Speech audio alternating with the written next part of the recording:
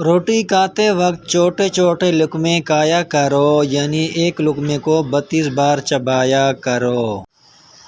سورہ رحمن کو دن میں بار بار سننے سے جسم میں کینسر کے سیل ختم ہونے لگتے ہیں۔ شام کو پیاز کھانے والے کو بواسیر جیسی بیماری لگ جاتی ہے۔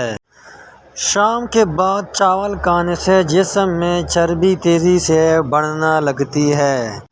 اگر آپ اپنے سر کے جوئیں اور خشکی بھگانا چاہتے ہیں تو روزانہ چنبیلی کا تیل لگائیں۔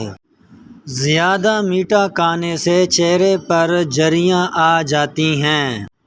زیادہ نمک استعمال کرنے سے ہڈیاں کمزور ہو جاتی ہیں۔ سیب کا مربا دل کو طاقت دیتا ہے۔ صبح کے وقت بیوی سے مستری کرنے سے عمل جلدی ٹھہرتا ہے۔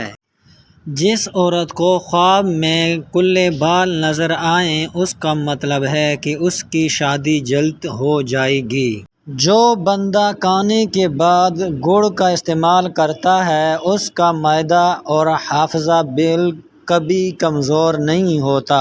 جس کے ہاتھ پاؤں سن ہو جاتے ہیں، وہ اپنے ہاتھ کے ناخنوں پر مٹی کا تیل لگائیں اور پھر ایک قطرہ ناخن پر ڈال کر اسے مسل لیں۔ اس سے ہاتھ پاؤں سن ہونا بند ہو جائیں گے۔ پٹکڑی کو آنکھوں پر پھیرنے سے نظر کمزور نہیں ہوتی۔ الٹا سونے کی عادت ترک کر دیں ورنہ دل کی دھڑکن رکنے کا خدشہ ہو سکتا ہے۔ چنے کی دال میں سونف ملا کر کھانے سے جوانی برقرار رہتی ہے۔